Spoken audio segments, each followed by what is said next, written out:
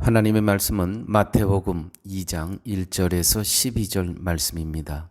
이 계시의 말씀을 봉독할 때에 살아계신 하나님의 음성을 듣는 시간 되시길 바랍니다. 헤롯 왕 때에 예수께서 유대 베들레헴에서 나심에 동방으로부터 박사들이 예루살렘에 이르러 말하되 유대인의 왕으로 나신 이가 어디 계시뇨? 우리가 동방에서 그의 별을 보고 그에게 경배하러 왔노라 하니 헤롯 왕은 온 예루살렘에 듣고 소동한지라.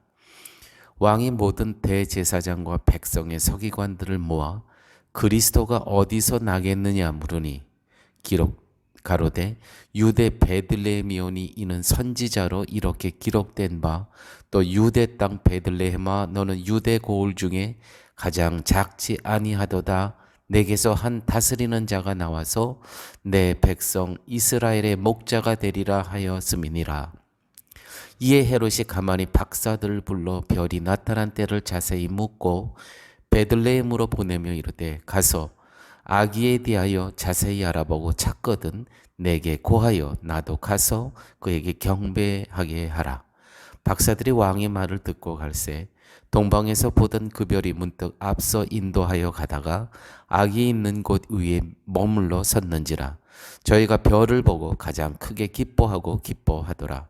집에 들어가 아기와 그 모친 마리아와 함께 있는 것을 보고 엎드려 아기께 경배하고 보배합을 열어 황금과 유황과 몰약을 예물로 드리니라.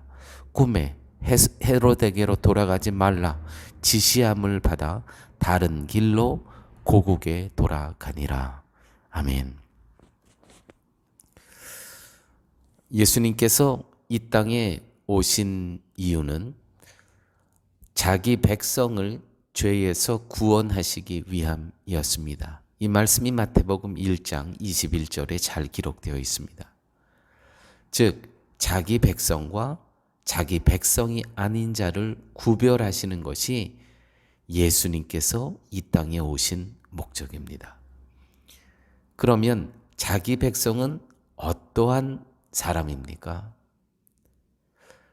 예수님께서 자기 백성을 구원하시기 위해서 이 땅에 오셨다고 말씀을 하셨는데, 그러면 예수님께서 말씀하신 자기 백성은 어떻게 살아가는 사람, 어떤 모습으로 이 땅에 살아가는 사람들일까요?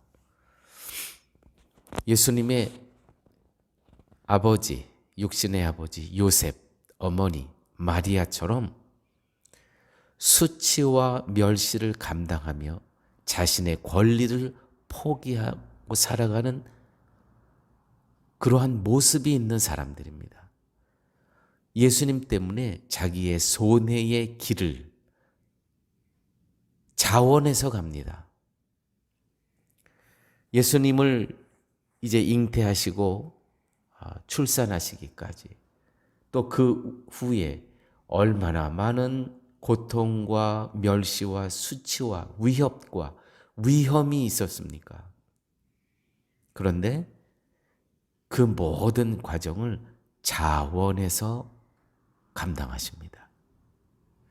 교회 여러분, 과연 우리에게 이런 위험과 위협과 손해와 수치와 멸시를 당해본 경험이 우리에게 있습니까? 우리는 예수님 때문에 혜택받고 수혜받기만을 바라는 그러한 모습이 우리에게 있는 것이 아닙니까?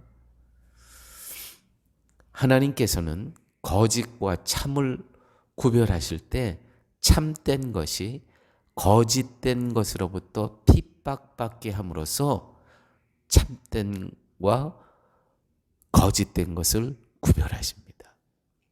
그러므로 우리는 기억하셔야 될 것은 성도로 이 땅에 살아간다는 것은 핍박받는 삶입니다. 이 전제가 있어야 됩니다. 즉 핍박을 받는 쪽이 예수님이고 이스라엘 쪽이라는 것입니다.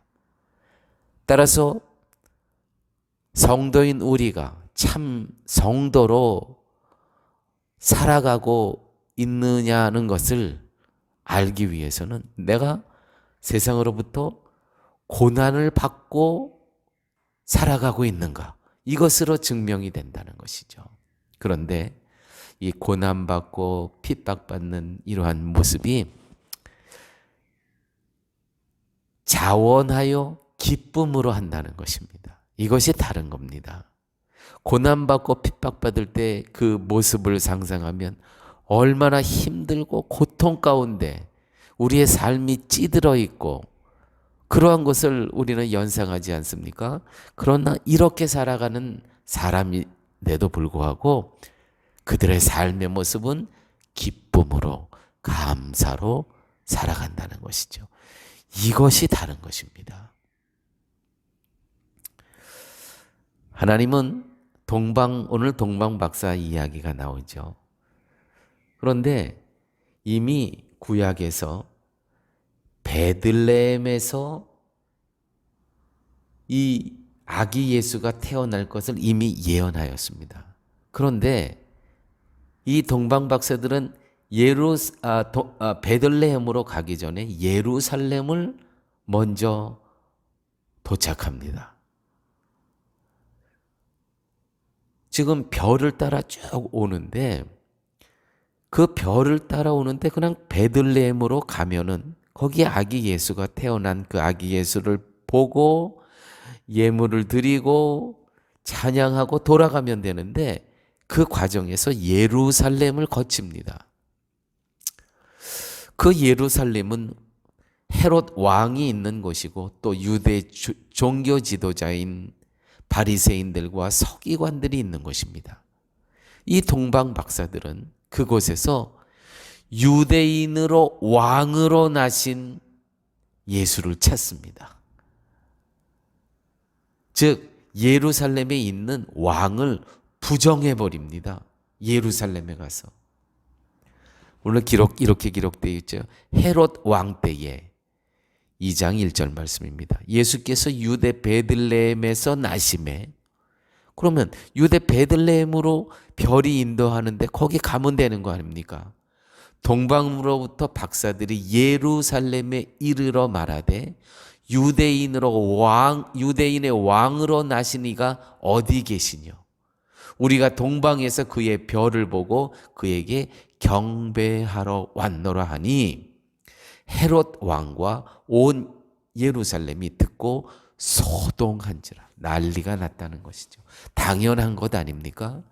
그 유대인의 왕이 있는 그곳에 가서 유대인의 왕으로 오신 태어나신 그이가 어디 있느냐? 우리가 경배하러 왔다. 아니 이 예루살렘에 살아있는 이 왕을 부정해 버립니다. 그로 인해서 예루살렘은 소동이 일어납니다. 난리가 났죠. 여러분, 이것이 믿는 자들의 모습입니다. 예수님께서 우리의 왕이심을 선언하고 선포하며 당당히 믿음으로 살아가는 이 모습, 이것이 성도의 모습이어야 합니다. 성도로 살아간다는 것은 하나님의 사랑의 도구로 살아가는 것입니다. 무슨 도구? 하나님의 도구이되 사랑의 도구로 살아가는 것입니다. 자, 우리 혼자 이렇게 살아갈 수 있을까요? 우리의 노력과 우리의 열정으로? 하나님께서 일하시는 장소가 어디신 줄 아십니까? 하나님께서 일하시는 장소가 바로 내 안에서 일하십니다. 내 안에서. 어떻게? 사랑과 섬김의 모습으로 우리가 살아갈 수 있도록 우리 안에서 일하십니다. 역사하십니다. 이렇게 하나님의 자녀들이 이렇게 살아갈 수 있도록 하기 위해서 성경은 이렇게 기록되어 있습니다. 저가 아들을 낳으리니 이름을 예수라 하라. 이는 그가 자기 백성을 저희 죄에서 구원할 자임이라 하니라. 예수라는 이 이름의 뜻이요, 자기 백성을 저희 죄에서 구원할 자, 구원자라는 뜻입니다. 예수의 이름이. 이 예수님이 이 땅에 오셔서 자기 백성, 우리들, 성도들을 죄에서 구원하실 자. 우리는 이 구원자 예수와 함께 이 땅에 살아가고 있는 것입니다.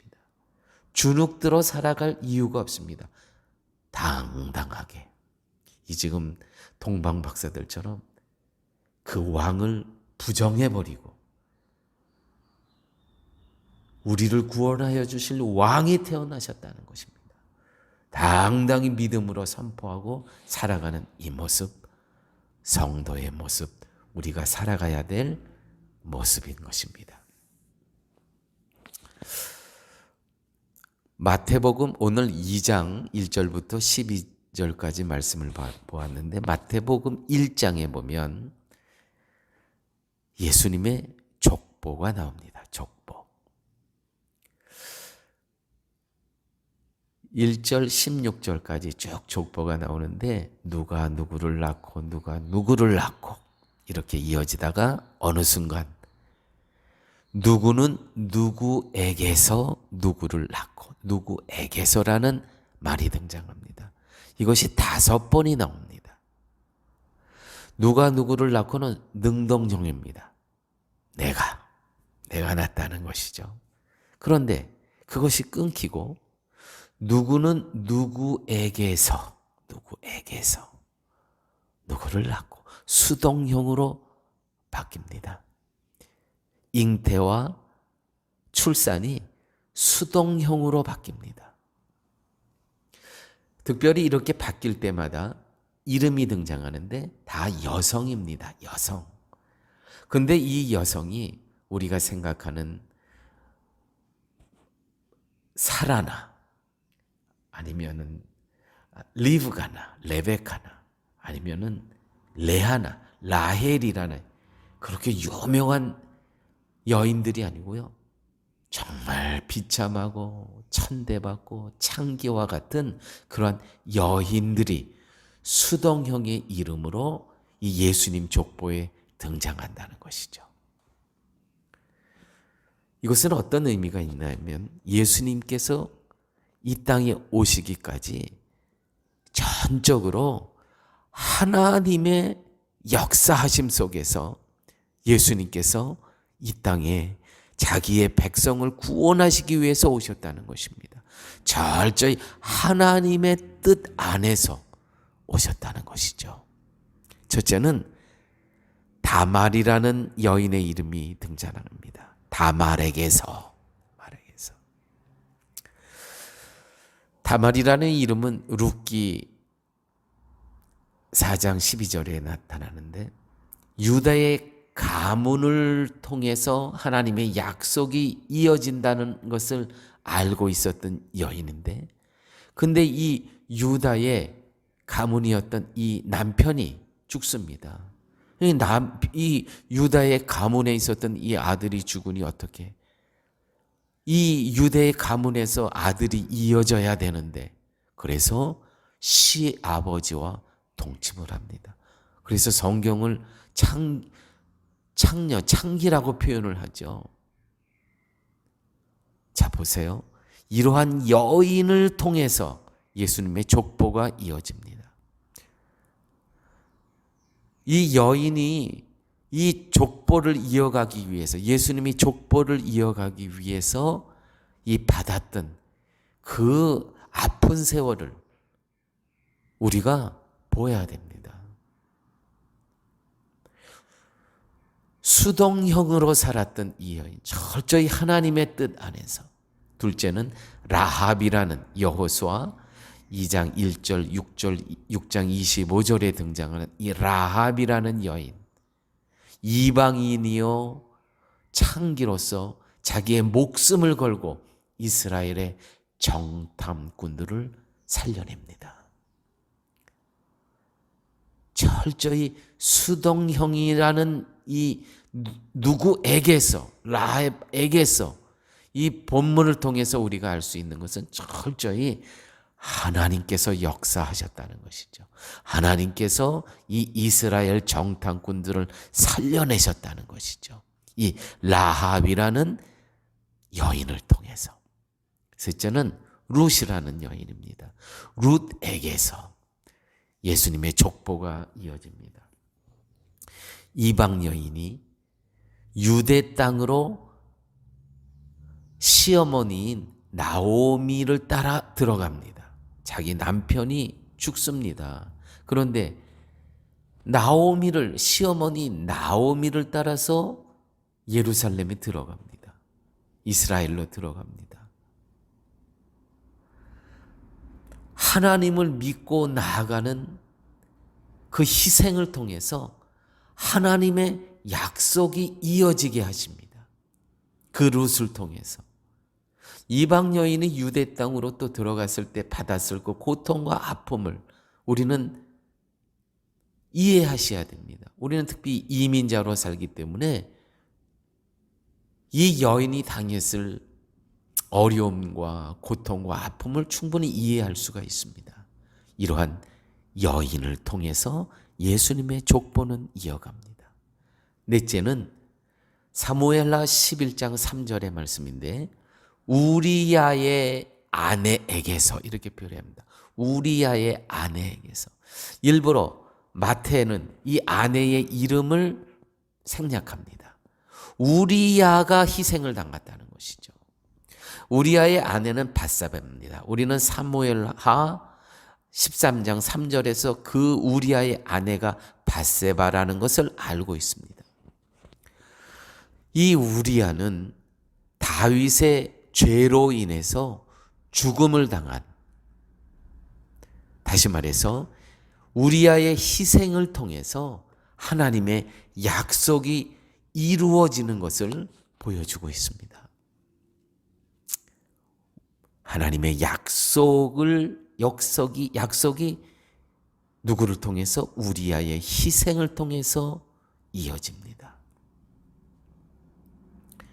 다섯째는 오늘 본문에 나오는 그러한 말씀입니다.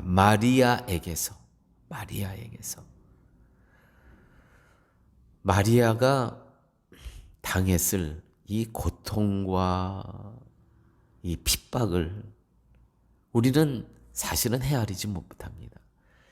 이미 결혼한 그러한 부부였습니다.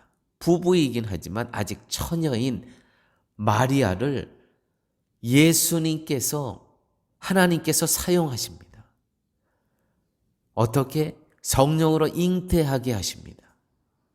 어떻게 처녀가 결혼 전에 잉태할 수 있겠습니까? 마리아는 수많은 멸시와 고초와 고통을 받아야 할 위기에 빠집니다. 또한 남편인 요셉은 요셉대로 어려움에 빠집니다. 자기가 이 여인의 남편인데 벌써 아기를 가졌다는 거예요. 이걸 수용할 수 있겠습니까? 이게 같은 남자로서 이게 접수가 됩니까? 그러나 요셉은 천사의 말대로 마리아를 자기 집으로 데려오고 아기를 낳기까지 동침하지 않습니다. 왜냐하면 하게 되면 성령으로 잉태되어 태어난 아기가 행여 자기로 인해서 태어났다는 오해를 받지 않게 하기 위함이었습니다. 철저히 마리아에게서 수동형의 삶을 살았던 사람들, 멸시와 천대와 고난과 위험과 위협을 받았던 사람들, 전적으로 자기에게 닥친 이 위험과 위협을 하나님께 위탁하고 하나님의 인도하심을 받았던 사람들을 통해서 예수님께서 이 땅에 오심으로 그를 통해서 자기 백성을 구원하시기 위해서 오신 그 구원하심을 받았던 그러한 존재들이 누굽니까? 바로 우리라는 것이죠. 우리들, 성도들. 자, 이제 또 한 부류가 오늘 말씀에서 등장을 합니다. 바로 예수님의 탄생을 축하하고 또 경배하기 위해서 온 동방 박사들입니다. 이 헤롯이 예루살렘에 가서 우리의 유대인의 왕이 태어났다고 했을 때 헤롯이 어떻게 이들에게 말은 부탁이지만 명령을 했냐 하면 이렇게 했습니다. 너희들이 돌아갈 때 나한테 꼭 얘기를 해달라. 그냥 돌아가지 말고 나에게 좀 얘기를 해달라. 이렇게 기록되어 있죠. 이에 헤롯이 가만히 박사들을 불러 별이 나타난 때를 자세히 묻고 베들레헴으로 보내며 이르되 가서 아기에 대하여 자세히 알아보고 찾거든 내게 고하여 나도 가서 그에게 경배하게 하라. 이렇게 지금 얘기하는 사람이 누구예요? 왕이에요. 헤롯 왕. 그러면 지금 헤롯 왕이 눈을 시퍼렇게 부릅뜨고 기다리고 있습니다. 또 그의 신하들이 지금 이들을 뒷조사해서 쫓아가서 지금 어디서 나고 있나 보고 있지 않겠습니까? 이런 위중한 때입니다. 그런데 예수님을 경배하고 탄생하신 예수님을 경배하고 자 이렇게 기록되어 있어요. 박사들의 왕의 말을 듣고 갈새 동방에서 보던 그 별이 문득 앞서 인도하여 가다가 아기 있는 곳 위에 머물러 섰는지라 저희가 별을 보고 가장 크게 기뻐하더라. 집에 들어가 아기와 그 모친 마리아와 함께 있는 것을 보고 엎드려 아기께 경배하고 보배합을 열어 황금과 유황과 몰약을 예물로 드리니라. 꿈에 헤롯에게로 돌아가지 말라 지시하심을 받고 다른 길로 고국에 돌아가니라. 지금 헤롯 왕은 기다리고 있어요. 또 그의 신하들은 물샐 틈 없이 지금 지키고 있습니다. 그들이 어느 집에서 나오고 어디로 가고 자 이런 상황입니다. 그런데 다른 길로 그렇게 선포한 후에 유대인이 왕이 태어나셨다라고 선포한 이후부터의 삶을 한번 상상해 보십시오. 헤롯 왕의 수하들을 빼돌리기 위해서 이들이 자기네들 지금 탄생한 예수를 찾는 그 집을 알아보지 못하기 위해서 이 애썼던 그러한 순간들을 상상해 가십니까? 또 여기서 나와서 들키지 않고 헤롯 왕에게로 가야 되는데 그것을 무시하고 다른 길로 하나님의 길로 가더라.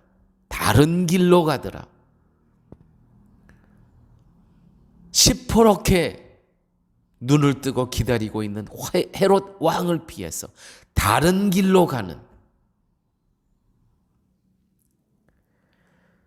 이 일로 인해서 헤롯 왕은 대로하여 명령합니다. 2살 난 남자 아이들은 베들레헴을 중심으로 해서 2살 난 아이들은 다 죽여버려라.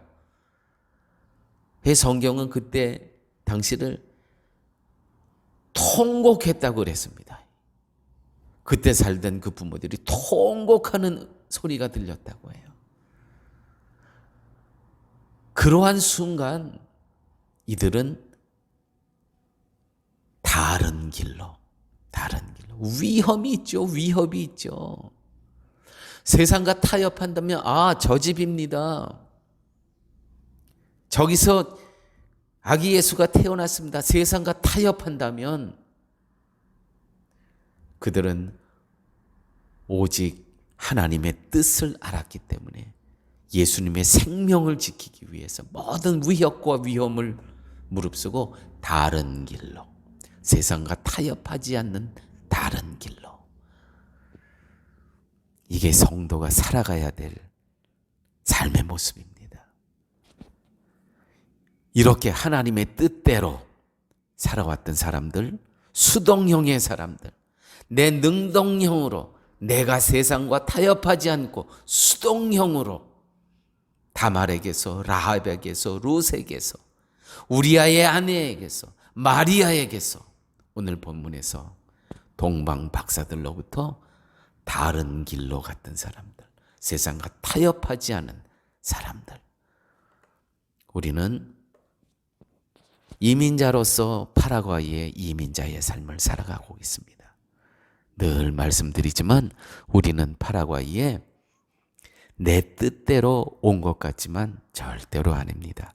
하나님의 뜻 안에서 수동형으로 살아가기 위해서. 세상은 우리들을 핍박합니다. 그러나 하나님의 약속을 알기 때문에 우리는 기쁨과 감사함으로 능히 다른 길로 갈 수가 있습니다. 세상과 타협하지 않는 다른 길. 사랑하는 교회 여러분, 오직 삼위 하나님께서 내 안에서 역사하심으로만 이 다른 길을 갈 수 있는 것입니다. 내 노력과 내 능력으로 살지 못합니다. 오늘 우리는 이 시대에서, 이 파라과이에서, 이 코비드19라는 이 상황에서 어떠한 복음의 흔적을 갖고 살아가십니까? 기도하십니다. 아버지 하나님, 감사합니다. 오늘 말씀을 통해서 철저히 삼위 하나님의 인도하심을 통해 수동형으로 살아갔던 그 인문들을 듣고 보게 하심을 감사합니다. 그러한 수동형에 순종하는 삶들이 있었기에 아기 예수가 이 땅에 태어나심을 또한 깨닫게 됨을 감사합니다. 아버지 하나님, 저희들의 말씀의 순종함을 통해서 이 파라과이의 복음의 지평을 넓히는 일에 쓰임받는, 하나님의 사랑의 도구로 쓰임받는 저희들 되게 하여 주옵소서. 모든 말씀 예수님 이름으로 기도드렸습니다. 아멘.